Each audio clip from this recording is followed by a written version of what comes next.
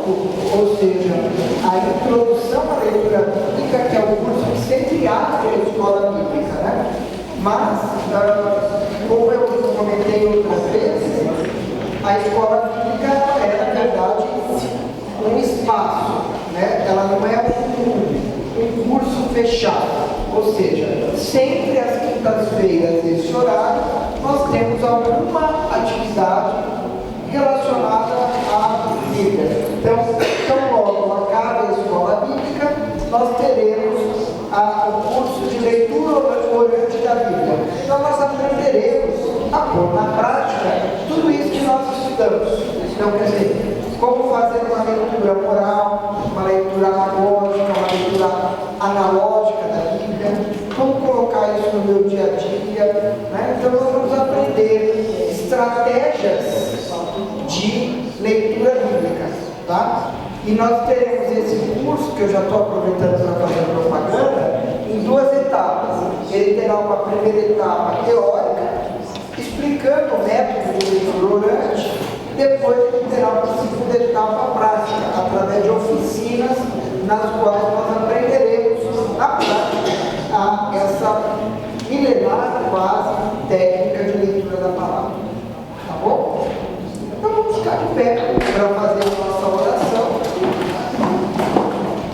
E eram nós 5 que nos reuníamos para bater papo, fizemos cursos interessantíssimos, discussões muito proveitosas, mas graças a Deus esse trabalho veio crescendo, frutificando, e hoje temos aqui essa equipe maravilhosa que prepara o lanchinho, nos apoia, filma, põe na internet, né, permite que a gente não perca, e a presença de todos vocês, que é o que nos anima a continuar fazendo isso daqui e partilhando um pouquinho aquilo que a gente vai estudando, né? Cada ano o curso vai ganhando mais complexidade, vai ganhando alguns incrementos e vamos estudando mais para cada vez tornarmos mais claras e mais produtivas os nossos encontros. Então, eu queria que nós começássemos com a leitura de Atos dos Apóstolos, capítulo 9, versículos de 1 a 19. Então, Atos 9, de 1 a 19. Opa, já achamos, está melhor o tempo de vocês, né? Antigamente vocês demoravam aula por volta de 30, 40 minutos. Já está melhor. Então, vai lá, manda ver. Saulo, respirando ainda ameaças de morte contra os discípulos do Senhor, dirigiu seu sumo sacerdote e lhe pediu cartas para a sinagoga de Damasco, a fim de que, caso achasse algumas que eram do caminho, assim homens como mulheres, os levasse presos para Jerusalém. Desculpa. Segue em frente, do 1 ao 19. Não é isso, vou conversar com ele. Falaram que não é. Posso continuar? Pode continuar. Deus está com ela. Siga em frente. Seguindo ele estrada fora, ao aproximar-se de Damasco, subitamente uma luz do céu brilhou ao seu redor, e caindo por terra, ouviu uma voz que lhe dizia: Saulo, Saulo, por que me persegues? E ele perguntou: Quem és tu, Senhor? E a resposta foi: Eu sou Jesus a quem tu persegues. Mas levanta-te e entra na cidade, onde te dirão o que te convém fazer. Os seus companheiros de viagem pararam, emudecidos, ouvindo a voz, não vendo, contudo, ninguém. Então se levantou Saulo da terra e abriu os olhos. Nada podia ver. E guiando-o pela mão, levaram-no para Damasco. Esteve 3 dias sem ver, durante os quais nada comeu nem bebeu. Alguém quer continuar? Toca o barco. A visita de Ananias. Ora, havia em Damasco um discípulo chamado Ananias. Disse-lhe o Senhor numa visão: Ananias. Ao que respondeu: Eis-me aqui, Senhor. Então o Senhor lhe ordenou: Dispõe-te e vai à rua que se chama Direita. E na casa de Judas procura por Saulo, apelidado de Tarso, pois ele está orando. E viu entrar um homem chamado Ananias e impor-lhes as mãos para que recuperasse a vista. Ananias, porém, respondeu: Senhor, de muitos tenho ouvido a respeito desse homem. Quantos males tem feito aos teus santos em Jerusalém? Para que trouxe autorização dos princípios sacerdotes para prender a todos os que invocam teu nome. Mas o Senhor lhe disse: vai, porque este é para mim um instrumento escolhido para levar o meu nome perante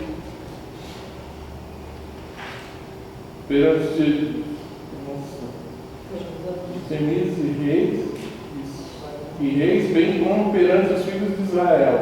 Pois eu lhe mostrarei quanto lhe importa sofrer pelo meu nome. Então Ananias foi e, entrando na casa, impôs sobre eles as mãos, dizendo: Saulo, irmão, o Senhor me enviou, a saber, o próprio Jesus, que te apareceu no caminho por onde vinhas, para que recuperes a vista e fiques cheio do Espírito Santo. Imediatamente caíram dos olhos como que umas escamas e tornou a ver. A seguir, levantou-se e foi batizado. E depois de ter se alimentado, sentiu-se fortalecido. Então permaneceu em Damasco alguns dias com os discípulos. Tá bom. Obrigado, Carol. Muito bem. Esse texto, ele fala da conversão de Saulo, que a partir de então converte-se naquele que nós vamos chamar de apóstolo dos pagãos, ou simplesmente Paulo. Tem algumas características desse texto que nos chamam a atenção. Paulo era um perseguidor dos cristãos, né? Era um homem muito religioso, muito convicto da fé judaica. Paulo era um judeu fervoroso, um estudioso da lei, né? Ele foi discípulo, inclusive, de um famoso mestre rabino na época chamado Gamaliel, que era muito conservador nas suas interpretações. E além de tudo, Saulo era também um cidadão romano. Então ele gozava da cidadania romana. Nem todos os que viviam sob o controle do Império Romano eram cidadãos, portanto tinham direitos perante o governo, o Estado romano. Paulo era cidadão romano, tinha posses, era um homem inteligente, um homem ilustrado, um judeu praticante.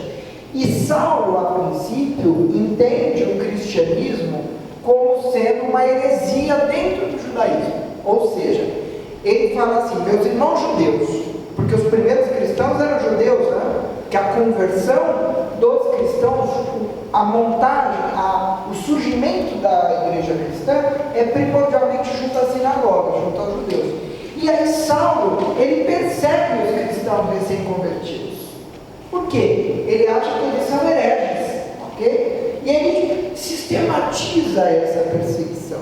E aí, a caminho de Damasco, ele cai do cavalo. Já viram essa expressão? Ah, fulano caiu do cavalo. É daqui que vem. É da queda de Saulo a caminho de Damasco. E aí Saulo, ele tem uma visão e disse uma voz a ele: Saulo, Saulo, por que me persegues?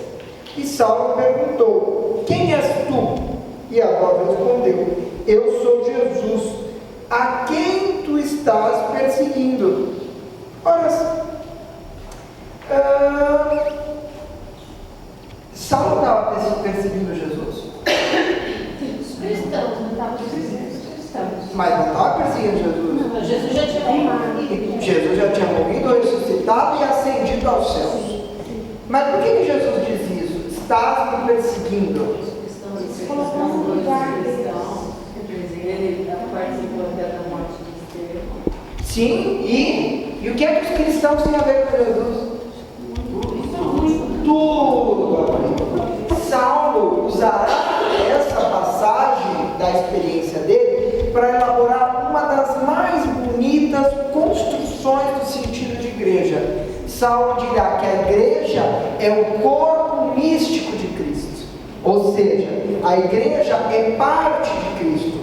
Então, quando você persegue os cristãos, você persegue a igreja, você está perseguindo o próprio Cristo. E ele mesmo deixa claro na aparição para Saulo. Outra coisa que chama a atenção: Jesus, depois que ascende aos céus, a ninguém mais aparece. Não é verdade? Depois que ele sobe aos céus, há Pentecostes, o envio do Espírito Santo Paráclito, que é narrado no capítulo 1, do qual Paulo não participa. E aí Paulo, ele mais tarde, inclusive, será julgado pelos irmãozinhos apóstolos dele, dizendo que ele não conheceu Jesus. O que você está falando aí? Você nem Jesus conheceu? E aí Paulo vai dizer que, embora ele seja um filho mais novo, embora ele tenha nascido depois, ele viu sim a Jesus, que é aquilo que se narra em Atos dos Apóstolos. Saulo então passa por um vislumbre, ele passa por uma teofania, uma presença de Deus dramática. E nessa presença de Deus ele fica cego. Muito bem. E para descegar Paulo, o que Deus envia? Ainda é Saulo, né? Para descegar Saulo, ele envia Ananias. Por que ele tem que enviar alguém? O que a Bíblia quer nos dizer que Ananias teve que ir lá?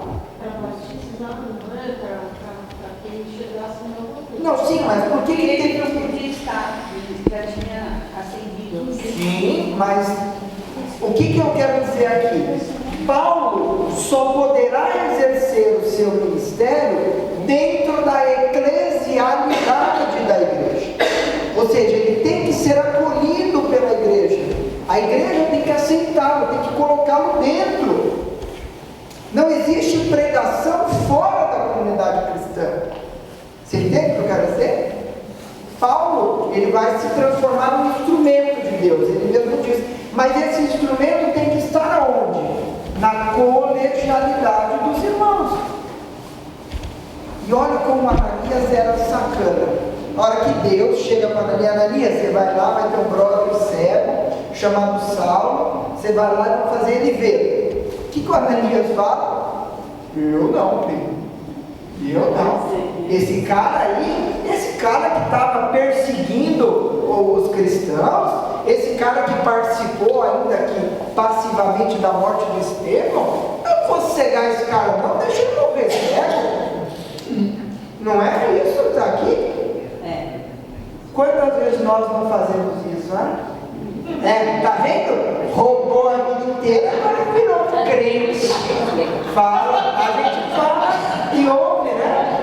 Era ator pornô, agora virou crente. Todo mundo vira crente, aí vira santo. Né? A gente fala isso. Não é novo. Não é novo isso, tá? O próprio Ananias.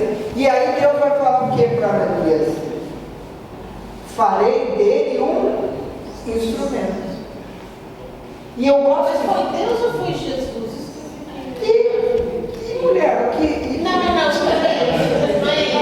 Esclareça a sua pergunta. A pergunta é a seguinte: quando o senhor estava falando, você estava falando que depois que ele subiu aos céus, ele não apareceu para mais Não. Jesus, só para o Saulo. Sim. Mas para Ananias, Ele diz, o texto bíblico nos fala de uma voz.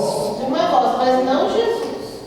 É uma voz. É uma voz. O texto bíblico não nos fala da figura da segunda pessoa da Trindade. Não me assusta esse coraçãozinho jovem. Tá?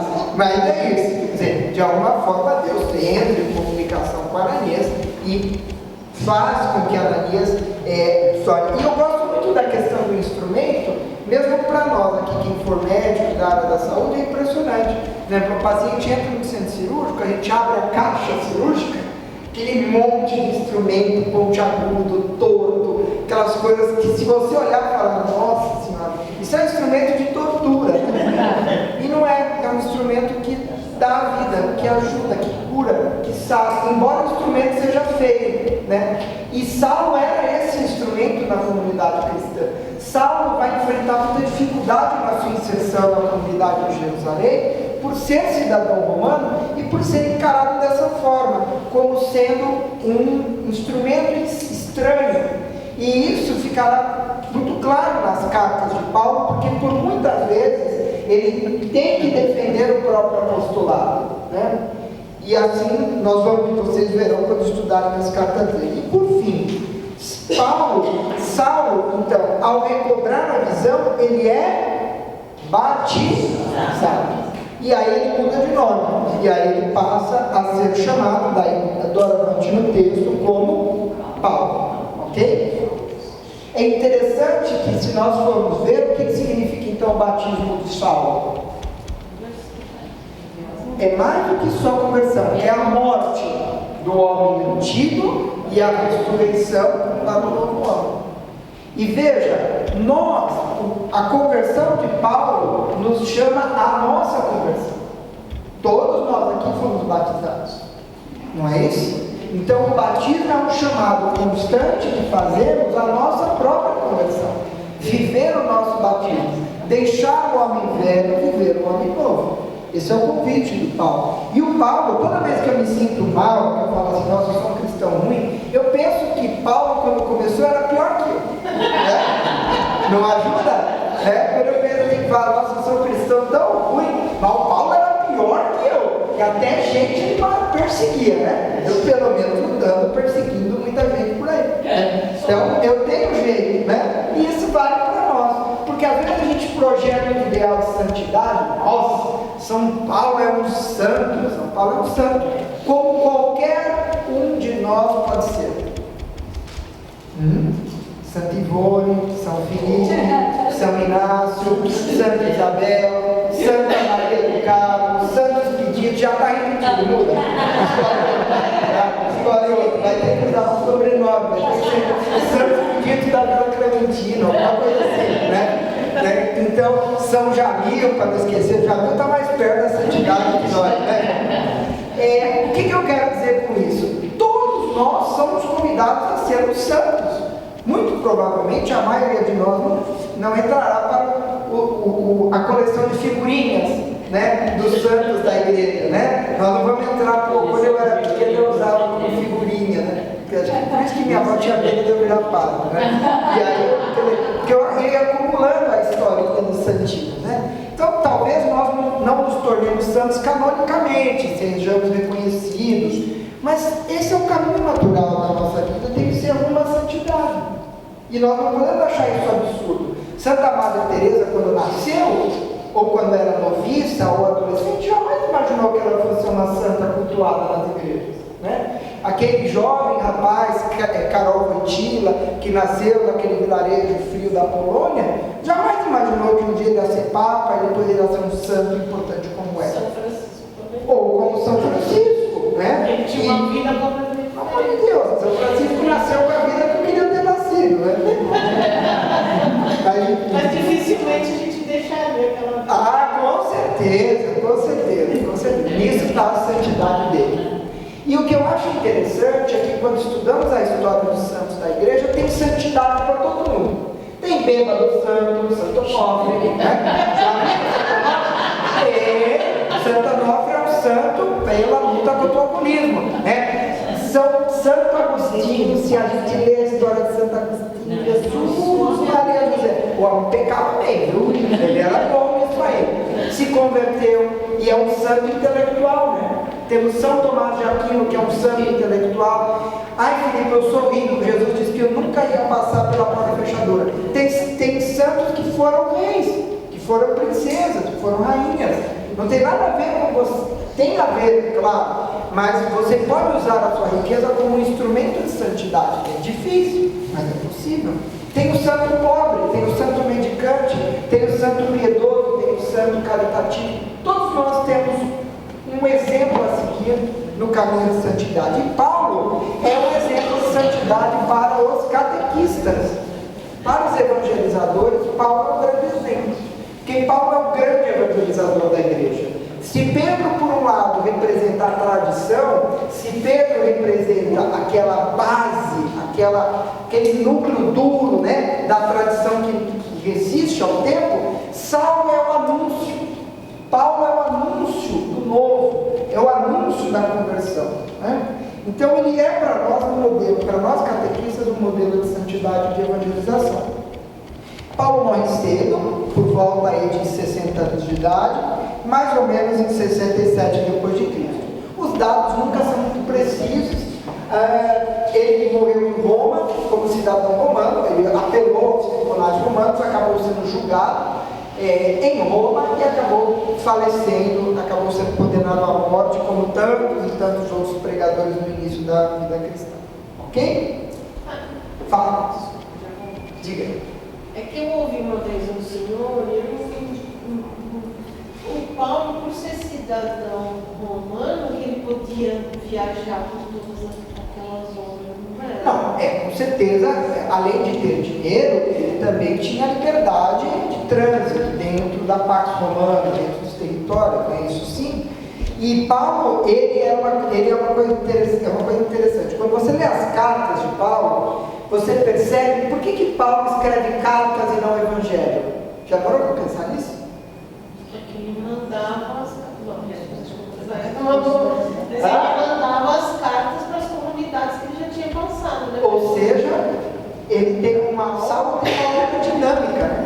Paulo ele não senta, escreve, compila as tradições religiosas de um local. Não, ele vai migrando e vai fundando comunidades, e aí chega a notícia na orelha dele, fala assim: Paulo, sabe aquela comunidade lá em Éfeso? Sei, tá ruim.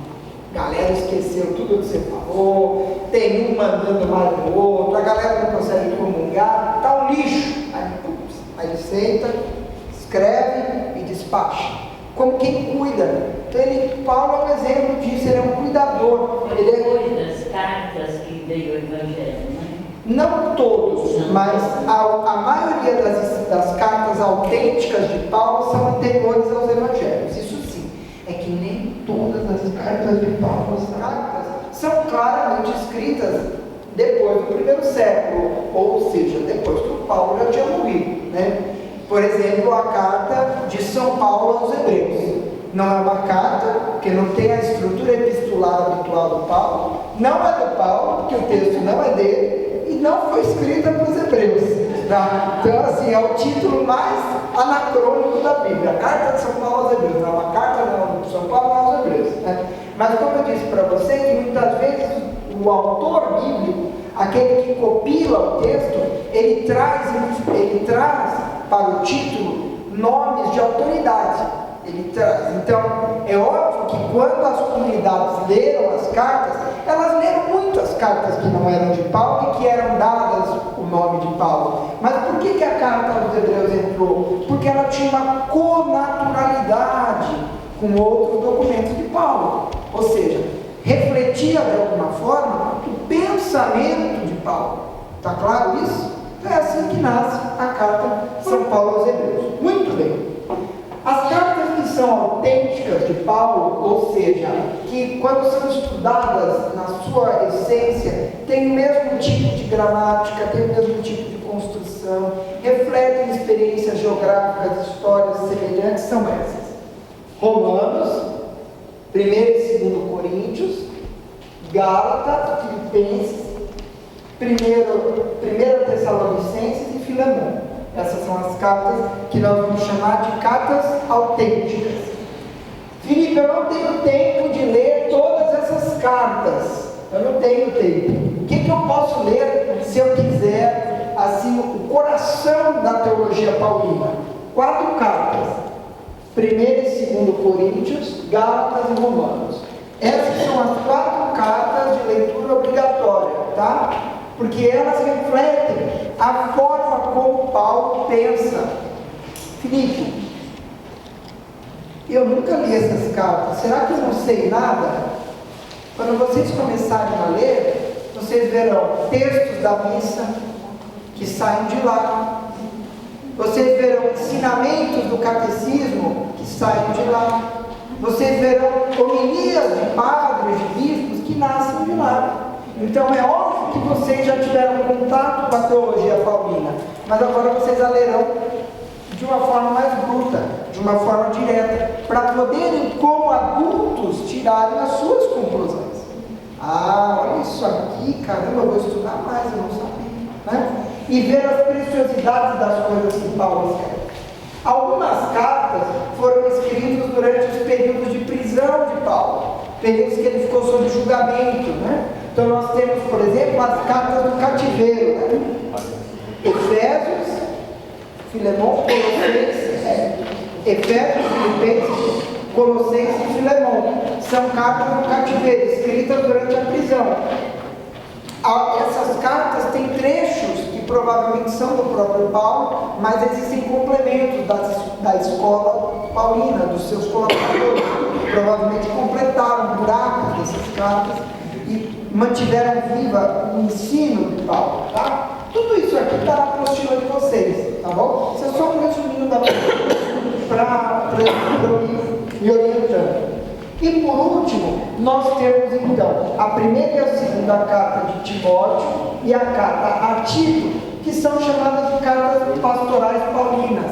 São cartas que Paulo, ou a comunidade paulina, escreve para homens específicos, Timóteo e Tito, dando orientações de como conduzir as suas comunidades, né? A primeira carta aos Tessalonicenses foi o primeiro documento do Novo Testamento, tá? O primeiro documento foi a primeira carta aos Tessalonicenses. Filipe, e o que é a teologia paulina, né? O que nós temos nessas cartas que você falou, que são os corações, o coração da teologia paulina? A primeira coisa, Paulo, já no início de seu ministério, ele entrará em choque com a igreja de Jerusalém. Por quê?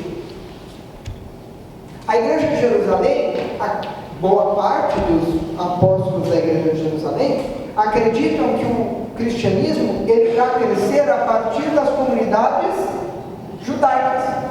Então, os judeus têm que ser convertidos.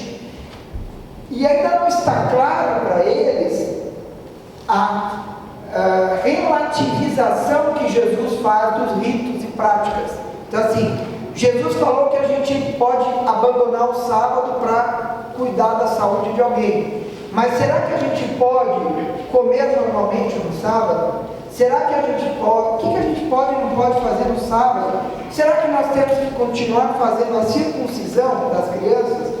Quer dizer, são conflitos que estão presentes nos primeiros cristãos, porque eles ainda não têm uma identidade própria, tá claro? E aí Saulo, agora eu vou chamá-lo daqui para frente de Paulo, ele vem de comunidades onde isso não importa nada. Se ele chegasse, vamos dizer, um clássico da leitura de Paulo, que é a pregação de Paulo no Areópago, já ouviram falar isso? Que ele chega na Grécia, e aí ele tem lá um panteão de deuses, aquele monte de gente adorando diversos deuses, e o Paulo chega e fala, e tem um lugar assim, né? Em branco, vazio, não tem nenhuma imagem, está escrito assim, ao Deus desconhecido. E Paulo vai dizer, olha, esse Deus desconhecido que vocês adoram e não conhecem, é o mesmo Deus que se manifestou pelo seu Filho, Jesus Cristo, nosso Senhor. Então Paulo pega aquela cultura, pega um gancho naquela cultura e ele transforma isso, ele converte isso em uma pregação cristã. Agora imagina só se o Paulo chega para os gregos e fala assim, para vocês ser cristão, tá? Tem que pegar o pepino de todo mundo e tirar a pele da ponta. Esse cara tá bem louco, mas né? teve uma briga assim, né?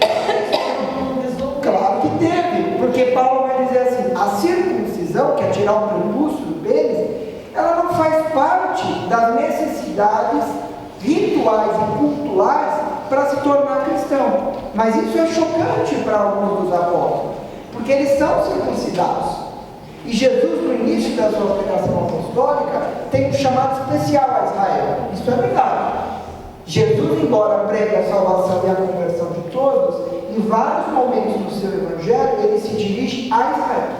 Porque ele sabe que Israel é a grande herança, está com Israel. Israel foi eleita para ser a luz dos povos. Tanto que quando Jesus senta a poar na galera, ele bate mais forte em Israel. Não é verdade? ele chega e fala: seus hipócritas, né? Os fariseus, né? As prostitutas entrarão antes de vocês no reino dos céus. Não é? Depois reclama que pregaram ele numa marreta na cruz, porque ele pegava uma ferida mesmo, né? Então quando a gente fala assim, Jesus previu a sua morte, ele sabia que a forma como ele pregava não teria outro fim senão o próprio martírio. É óbvio, Jesus não era nada bobo de saber que o que ele estava falando em algum momento levaria à morte, né? De tirar o dinheiro dele não foi nada fácil. Tirar o quê? Dinheiro lá do templo, quebrar tudo lá. Não era nem isso, né? Porque era assim, era quebrar uma estrutura de poder religiosa que nada tinha a ver com o caminho a Deus. Jesus entra em conflito com tudo isso. E de uma forma semelhante, Paulo fará também. Porque Paulo ele abrirá a salvação. E aí ele dirá que a salvação é universal na carta aos Romanos. Óbvio, ele escreve uma carta aos Romanos. Ele está dizendo: a salvação também é para os romanos. Ai, Felipe, mas os romanos eram opressores da Palestina, mas a salvação é para eles também. E aí Paulo, ele vai dizer o seguinte, porque Paulo vai dizer, aliás, os opositores de Paulo vão dizer: Paulo, tá bom, a salvação é para todos, né? Mas os romanos não seguem os 10 mandamentos. E Moisés disse que os 10 mandamentos eram importantes para a salvação. E aí? Como é que se resolve? Como é que se resolve esse paradigma teológico? É aí que Paulo vai incluir um novo capítulo da teologia, que é controverso entre as igrejas cristãs até hoje, que é a justificação pela fé. Então Paulo vai defender que não é que as obras não são importantes, mas o que salva o indivíduo é a fé em Jesus Cristo. Nossa, Felipe, caramba, o que isso quer dizer? Então não precisa dos 10 mandamentos, está liberado. Vou cancelar a visita da minha mãe, não vou ver a velha domingo, maravilha. Não é isso, né? Não é isso. Vou desejar a mulher do meu companheiro, não é? É o seguinte, Paulo vai dizer que só seguir a lei não salva ninguém. Fazer isso de uma maneira legislativa, né? Por exemplo, nós temos o nosso Código Penal. Você pode passar a vida toda sem roubar e sem matar. Eu adoro essa frase. Eu não vou na igreja, não roubo, não mato. O que eu vou fazer na igreja, né? O que eu vou confessar para o padre? Eu não roubo ninguém, não mato ninguém. Tá bom, filho. Mas você pode passar a vida toda seguindo a Constituição brasileira e não encontrar salvação. Pode. Com certeza. Pode seguir a Constituição inteira, de cabo a rabo. E é isso que o Paulo vai dizer. A obra, ela não pode vir seca, vazia. A obra é consequência da fé. Então a fé em nosso Senhor Jesus Cristo morto, ressuscitado, esse é o gancho da salvação. Então eu nutro fé, eu chamo por Deus, eu chamo por Jesus. E a obra é consequência disso, é óbvio, né? Porque Jesus, ele tem, usando uma expressão americana, ele tem um way of life, né? Ele propõe uma forma de viver própria, que é uma forma baseada na caridade, que é uma forma baseada no acolhimento, na misericórdia. Então, se você tem fé em Jesus, a tua vida vai entrando em consonância com a vida do Mestre, naturalmente. Mas Paulo vai ser mais ousado, e ele vai dizer que a salvação é uma graça. A salvação vem pela graça. O que é graça? Tu tem uma vizinha chamada graça. Não. Graça. O que é o conceito de graça? O que nos é dado sem esperar. Perfeito. Então, é algo que nos é dado sem merecermos, sem esperar nada em troca, é algo que transborda. Então, a graça de Deus é algo que nos é dado sem merecermos. E Paulo vai dizer, a fé, por meio da fé atingimos a graça, que é gratuita. E aí o Espiritismo foi por terra. Aí foi por terra. Não é isso? Não entendi isso. Aí o Espiritismo caiu por terra. O que é o Espiritismo? Não é você ir reencarnando várias vidas para o teu espírito ir evoluindo progressivamente até você atingir um estado de perfeição que permite que você não encarne mais vezes? Para o Paulo, isso é uma tremenda bobagem. Não dá para ser cristão e espírita ao mesmo tempo, no termo ortodoxo da palavra.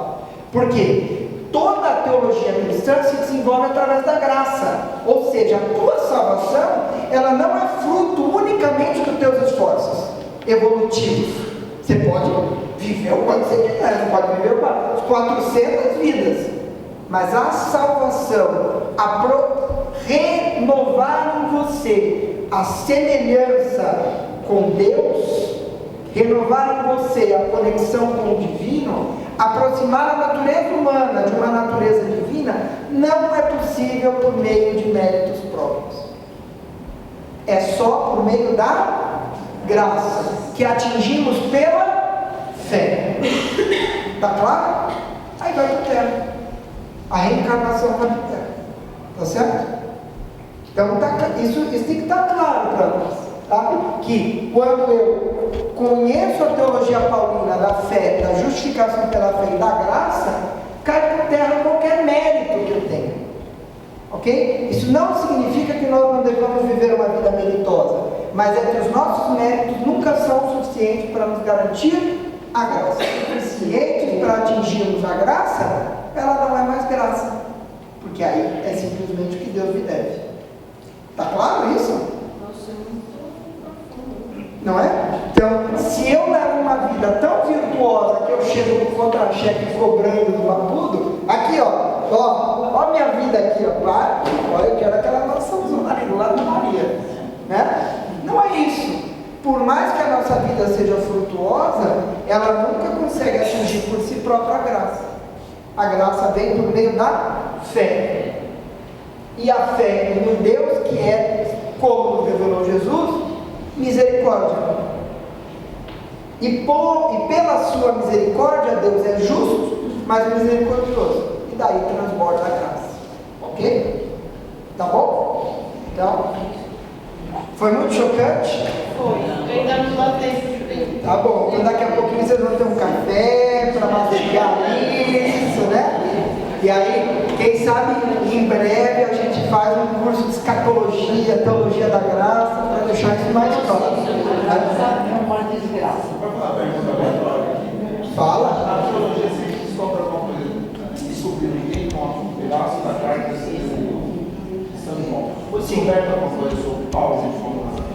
A arqueologia era uma ciência da qual os estudos bíblicos usam para entender o tempo que foram escritas as cartas, para ir complementando a documentação e o entendimento das cartas. Mas ela nunca muda de uma maneira dramática a maneira como a gente compreende os textos, né? Mas ela contribui, claro, esclarece. Não que eu me recordo. Tá?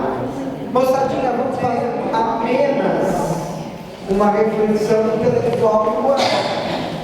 A fé, ela tem um componente ortoprático. Então a fé, ela tem uma ortodoxia e ela tem uma ortopraxia, ou seja, uma forma correta de agir, uma forma correta de pensar. A fé, ela tem um componente consciente e ela tem um componente inconsciente. Então, por exemplo, discutíamos o caso das pessoas que não têm acesso à igreja cristã. Como é que essas pessoas atingem a graça? Tem um autor que é o maior teólogo da segunda metade do século XX católico, chamado Karl Rahner, que responderá essa pergunta a partir da perspectiva do cristão iluminado, ou seja, do cristão que não é identificado, ou seja, do cristão que é cristão na sua essência de prática e reflexões, mas não é do ponto de vista ortodoxo. Né? Então, Karl Rahner vai dizer que nós precisamos abandonar uma perspectiva da teologia de uma salvação. A salvação, moçada, ela não é nem para o Karl Rahner, e que isso acabou entrando no Concílio Vaticano II, do qual foi perito convidado. A salvação, ela não é nem exclusivista, nem relativista. Então, não é assim um clube dos eleitos, então só quinta-feira à noite aqui que se salva e vai para o céu. Seria bom, tem só gente boa aqui, né? Mas vai sobrar espaço. Né? Então, não é só para nós, mas também não é para todo mundo. O que quer dizer com isso? Bom, mas Jesus não quer que todo mundo se salve, é óbvio que quer, mas salvar-se, encontrar a vida eterna, para que seja um ato de amor, tem que ser um ato livre. Se eu passo a minha vida inteira de uma maneira consciente, clara, instruída e livre, negando a vida com Deus, a presença de Deus e o amor de Deus, diante da minha morte, Deus só tem uma opção: respeitar aquilo que eu quis durante toda a vida. Ou não? É o livre-arbítrio. Né? Então, por exemplo, a Luísa, né, chega, fala mal de Deus, picha Deus não existe, na paróquia e tal. Aí chega lá, Deus, e aí? Estou dentro? Né? E aí vem aquela passagem que Jesus disse: não me deixe de comer, não me deixe de beber, não me vestisse, mas Senhor, quando eu te vi naqueles mais pequenos. O que Jesus quer dizer? Você tem que ir construindo na tua vida a tua caminhada de fé, por atos e palavras, por reflexões, por pensamentos, com todo o seu ser, né? Exato, orações, vida espiritual interior, ações, atitudes, tá claro? Então a fé é mais do que simplesmente dizer Jesus existiu. O demônio também acredita em Jesus. Lembra? Quem leu o livrinho, quem leu o Evangelho sabe. E o demônio acreditava em Jesus, sabia quem era Jesus, sabia que Jesus, né? Então, não nos trate assim, Jesus, filho de Deus. Não, ele sabia que Jesus era filho de Deus. O diabo também acreditava em Jesus. Pararam para pensar nisso alguma vez? Mas a vida, a existência do inimigo é diametralmente oposta à vontade de Cristo, por um livre-arbítrio dele. Se eu construo minha vida no livre-arbítrio, distante de Deus, numa decisão clara, livre e consciente, sou eu que nego a graça. Obrigado, eu não quero. Que faz você pensar que alguém que conscientemente, livremente negou Deus a vida toda, queira viver com Deus no paraíso? Tem gente que fala, né, que eu sou ateu, graças a Deus. E também tem gente que pratica o bem, faz tudo que Jesus pregou e não acredita. É o que eu estou dizendo. Quer dizer, o ato de não acreditar, de negar a graça, é um ato radical, é um ato profundo, é um ato que existe uma decisão livre e consciente da tua vontade. Ok? Então, eu sempre falo, já que a gente entrou nesse tema, que nem é um tema especificamente bíblico, porque a Bíblia não dá essas respostas estruturadas, essas respostas nasceram das reflexões posteriores da teologia. O inferno em si, ele é uma probabilidade teológica e não uma realidade. Nossa, Felipe, agora você fritou a minha cabeça. O céu não. O céu não é uma probabilidade teológica, o céu é um fato. A partir de quem? De Cristo. Porque Jesus é a primícia dos que ressuscitaram. Ele foi e voltou. Prepararei para vocês uma casa na terra do meu Pai. Então o céu em Jesus, ele é uma realidade concreta. Agora o inferno não. O inferno, mesmo quando Jesus diz que o fulano vai para o fogo, onde haverá ranger e de dentes, ir para o chorar e ranger de dentes é sempre uma escolha. Será que alguém na história da humanidade já escolheu isso para si? Nós não sabemos. Ok? Então, o inferno é uma probabilidade teológica necessária, porque se ele não existe, Deus não é amor pleno. Porque ele obriga pessoas que não amam ele a viver com ele. Isso não é amor. Está claro? Agora, se alguém optou por esse caminho, nós não sabemos. Então, ele é uma opção teológica. Ele é necessariamente uma probabilidade teológica. e não na realidade escatológica como é o céu. Tá? Mas podemos discutir isso em outros bate-papos. Então vamos lá. Coríntios. Então, a carta aos Romanos, além de falar sobre a salvação, do qual fizemos um pequeno curso, ele fala também sobre a realidade do batismo, do qual ele iniciou, fala sobre a história de Israel e fala sobre as normas da vida cristã. Paulo embora ele defenda a salvação pela fé e a gratuidade de Deus, ele cobra das comunidades viverem a fé. Viverem como Jesus viveu. Fazer o que Jesus fez. Não pela lei, porque é obrigado a fazer, está lá no livrinho do Moisés, mas pela fé. Se você de fato acredita em Jesus, a tua vida tem que estar em sintonia com aquilo que o mestre pregou. E ele também continuará em todas as suas cartas retomando os temas das normas da vida cristã. Muito bem. Vamos à carta aos Coríntios. Eu queria que vocês abrissem Coríntios 1. Coríntios 1, versículos de 18 a 25. Achou aí, Pedro? Povo de Deus. Acharam? Aqui, a Lúcia achou. Vamos lá, Santa Lúcia, manda para nós. Tem problema? Fala no microfone. A linguagem da cruz. A linguagem da cruz para os que se perdem é para os que se perdem, mas para os que foram salvos, para nós é uma força divina. Está escrito: destruirei a sabedoria dos sábios e anularei a prudência dos prudentes. Onde está o sábio? Onde o erudito? Onde o argumentador deste mundo? Acaso não declarou Deus com loucura a sabedoria deste mundo? Já que o mundo, com a sua sabedoria, não reconheceu a Deus na sabedoria divina, aprove a Deus salvar os que creem pela loucura de sua mensagem.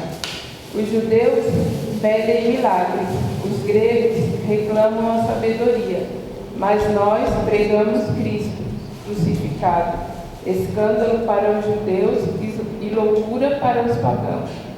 Mas para os eleitos, quer judeus, quer gregos, força de Deus e sabedoria de Deus, pois a loucura de Deus é mais sábia do que os homens e a fraqueza de Deus é mais forte do que os homens. Vede, irmãos, o vosso grupo de eleitos. Não há entre vós muitos sábios. Tá bom. Para a situação. Mas ele era profundo demais. Muito bem. Então essa carta, a carta aos Coríntios, ela logo de cara, ela coloca um tema controverso. Por que usamos uma cruz como símbolo da nossa fé? Por que usamos um material de tortura? Né? Por que usamos essa violência como sinal da nossa fé? Já pararam para pensar nisso? Tem muitas igrejas que abandonaram os crucifixos, né? Usando peixinho, sei lá. Mas faltou o pau. Quando eu vejo alguém falando assim, eu não carrego cruz, então não leu o pau. Aí, não leu. Porque o Paulo começa a sua carta aos Coríntios falando da importância da cruz, destacando a loucura que é a cruz, destacando o quanto a radicalidade do amor de Cristo. Quando ele fala da cruz, o que é o símbolo da cruz? O símbolo da cruz é a radicalidade do amor. É isso que ele quer dizer. Quando eu carrego uma cruz aqui, não é? Eu não estou fazendo um louvor, eu não estou fazendo uma lembrança, um mérito ao sofrimento por si só. O cristão não é masoquista. Eu gosto de sofrer, adoro uma cruz. Não. O que nós louvamos na cruz não pode ser um sofrimento por si só. O que nós louvamos na cruz é a radicalidade do sacrifício do amor. Porque Jesus poderia, ao longo de qualquer momento da sua vida, renegar ao que pregou para não ser morto. Ele não fez.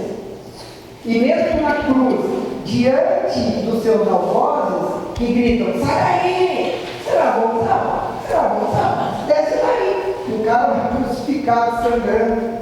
E aí Jesus, ele não responde ao que. Ele não faz o que poderia ter feito, porque ele vai até o final na radicalidade do amor. Então Paulo começa, essa é a loucura do Paulo. É um amor tão louco, tão radical, que faz com que a cruz seja um símbolo de Cristo para nós. Está claro isso? Então esse é um texto forte. Agora tá. Por isso que a gente carrega a cruz, com ou sem força ressuscitado. Está claro? Então, por exemplo, às vezes eu vou falar assim: por que ao invés de colocar uma cruz, você não põe uma imagem de Jesus ressuscitado? É linda também, mas a imagem de Jesus ressuscitado simboliza muitas coisas, simboliza o triunfo dele sobre a morte, claro, mas a cruz, ela significa a radicalidade do amor. Porque uma imagem dele ressuscitado não ia trazer isso de uma forma tão clara. Então, por isso que nós fazemos na Sexta-feira Santa a adoração da cruz. Aquele momento faz aquela fila que não acaba, isso precisa mudar, viu? Não acaba aquela fila que não acaba nunca, todo mundo vai lá, deixa a cruz, né? O que é esse ato? Esse ato litúrgico, né? O que é essa liturgia? É a exaltação do sacrifício de amor. Não do objeto, nem da madeira que está ali, pelo amor de Deus, mas é uma reverência que fazemos ao sacrifício de amor de Cristo. E muito bem, Paulo continua na carta aos Coríntios, corrigindo atitudes, criticando certos comportamentos, né? Entre eles, por exemplo, Saulo vai criticar as relações não naturais de homens com outros homens, né? Baseado naquilo que ele compreendia como moral, baseado naquilo que ele compreendia como naturalidade, né? Ele vai falar de como ser um bom pregador. Paulo dá aula de catequese. Então, quem vai estar se preparando aí para ser catequista tem que ler o Paulo, que o Paulo vai falar como ser um bom catequista. Ele vai bater no peito com humildade, mas ele vai dizer: eu sou um bom catequista, né? Então a gente tem que aprender com o Paulo. E ele vai dizer: você é. Mas isso é uma coisa característica da humildade, tá? Humildade é saber os teus limites, saber as tuas qualidades e seus defeitos. Não é pagar de sofredor. Cuidado de mim. Não. Se você é bom naquilo, não, eu vou te ajudar. Eu sei isso, né?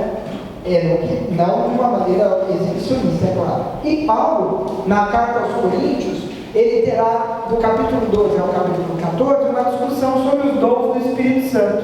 Porque para Paulo, o Espírito Santo é a força movente da igreja. Então ele vai dizer que o Espírito Santo presenteia a igreja com diversos dons. É das cartas paulinas que nascem os 7 dons do Espírito Santo, né? Que são... Um de cada vez, porque eu não consigo organizar.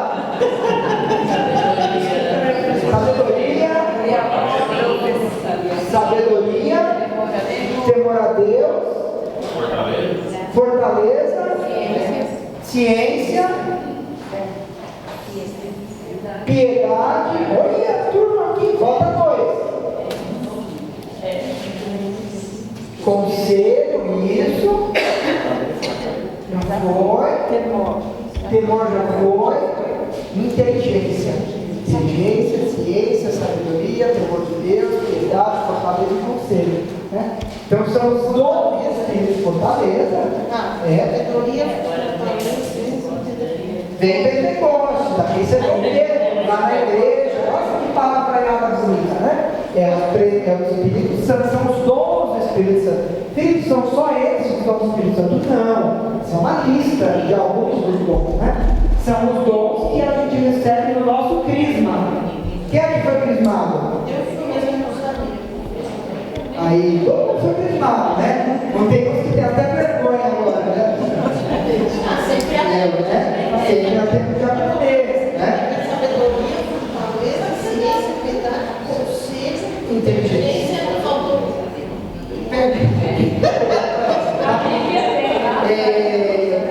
Então, Paulo, ele irá falar muito disso, dos dons do Espírito Santo.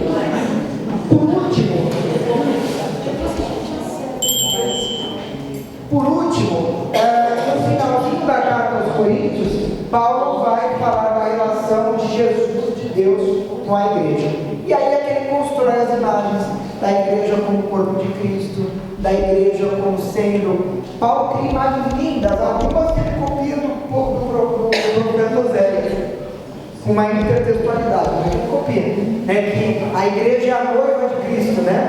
Isso não é nada novo. Oséias já comparava Israel aos noivos, como sendo a noiva infiel de Deus, né? A segunda carta de Paulo já é uma carta menos recheada, mas ele fala de si mesmo. Paulo é o modelo de ministério, então ele fala assim: ó, o meu ministério é um bom ministério. Ele fala sobre a oferta da igreja, ele corrige algumas coisas na igreja, e ele fala da sua paixão.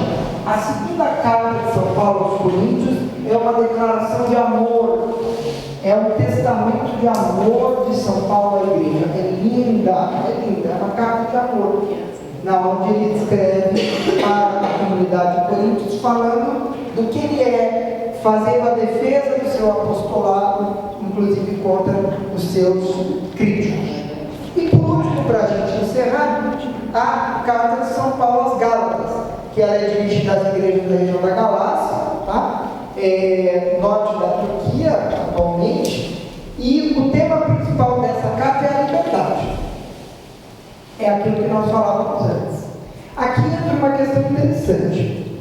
Paulo, quando propôs a ruptura com a lei judaica, a ruptura no sentido legalista, ele vai dizer que, e essa frase é muito interessante: tudo me é permitido, mas nem tudo me convém. Olha como Paulo está no nosso dia a dia. Tudo me é permitido, mas nem tudo me convém. Então Paulo rompe com o legalismo da lei. Então a vida do cara deixa de ser enquadrada por 633 prescrições.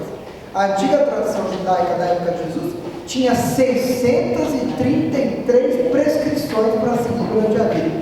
Rapaz, eu não consigo cumprir 10, quanto mais 633, né? Então a vida do cara era escravizada pela lei. E muitas vezes não fazia aquilo por piedade, por amor, por fé, fazia pela lei, né? Então Paulo, ele pregará na carta aos Gálatas a liberdade. Ele pregará a liberdade que não é libertinagem, Dolores.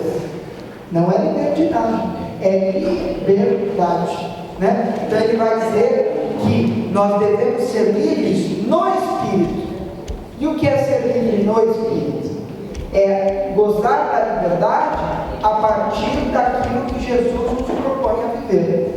Eu tinha muita dificuldade com isso, muita dificuldade, porque eu falava assim: bom, como é que eu posso ser livre, mas eu tenho que seguir regras? Não faz sentido isso. Até que eu li um livro, que eu ganhei de um bispo, chamado Ortodoxia, de um autor inglês chamado G.K. Chesterton. O Chesterton, ele faz uma metáfora que eu acho linda. Ele fala assim: imagine 2 prédios com crianças brincando em cima do prédio, lá em cima, na cobertura. Então, você sai do último apartamento e vai no telhado do último apartamento. Cobertura de um, cobertura do outro. Em uma cobertura, não existem grades na borda do prédio. Na outra cobertura, sim. Em qual dos prédios as crianças brincam com mais liberdade? Na que tem grade. Porque naquela que não tem grade, você não brinca livremente. Porque você sempre está com medo de cair. Naquela onde estão as grades, você brinca tranquilamente. Porque você sabe que a partir daquele lugar, você está resguardado. Então, viver a liberdade do Espírito não é viver numa cobertura sem grades, mas é se mexer, é fazer, é agir dentro de uma forma de compreender o mundo que te protege do pecado mortal, te protege do afastamento definitivo de Deus. Entende? Não é uma coisa enjaulada, não é uma coleira, mas são limites. E limites, muitas vezes, permitem a liberdade, não o bloqueio, como nesse exemplo que o Chesterton deu. Tá bom? Então, a tarefa de casa de vocês é ler as cartas paulinas, ler esse corpo, esse núcleo dos livros do Paulo. Não é longo, dá para ler numa ida para a praia, você desce a cama do mar, se a igreja estiver cheia for feriadão, você desce bem na vida, né? Lê, né? Vai Romanos, Coríntios e Gálatas, numa descida de serra e lê uma vez, depois você lerá outra vez, depois você irá estudar, e no próximo, daqui a duas aulas, né, temos a próxima e a outra, e na outra começa, como eu já fazia a propaganda antes, começa o curso de leitura orante. Então nós vamos aprender como ler a Bíblia de uma maneira proveitosa para a nossa vida. Então vai ser muito interessante. Quero convidar também vocês, alguns já fizeram, outros não, no segundo semestre, na primeira quinta-feira de agosto, nesse mesmo horário, nós teremos esse curso com o Evangelho de Mateus, lido nas suas minúcias, mas ao mesmo tempo nós teremos em outra sala o curso do catecumenato de adultos. Então, se você tem algum coleguinha, amiguinho, irmãozinho, filho, neto, parente, avô, não importa a idade, tem que ser só adulto, que não fez crisma, não fez primeira Eucaristia, ou que já fez e quer lembrar das coisas, esse curso vai estar aberto para a comunidade toda, tá? Então vai ser uma oportunidade de vocês trazerem amigos para, sim, que estão começando na caminhada, para fazerem também o curso do catecumenato. É a mesma equipe, somos todos nós, que vamos aí formar os novos crismados, tá? Mais um convite também para vocês. Última terça-feira do mês, nós vamos ter agora, que dia 30? Dia 30 de maio, temos aqui na igreja um grupo de oração. Então é uma oportunidade da gente se reunir sem esse rigor, sem essa formalidade, para estar um pouco diante do sacrário, diante de Deus. É super rápido, das 7h30 às 8h30, é indolor. Todo mundo que veio sobreviveu, tá? E vale a pena. Eu falo que é uma gota de sagrado na nossa separação de cultuais. Tá bom? Vamos ficar de pé para mim.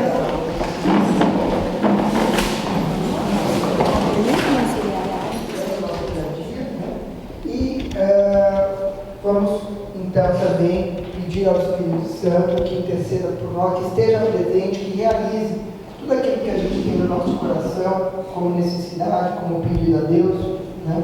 Que o Espírito Santo console as famílias enlutadas, que o Espírito Santo esteja ao lado dos doentes, que o Espírito Santo esteja das pessoas mais necessitadas e que nos conduza também a estar ao lado deles.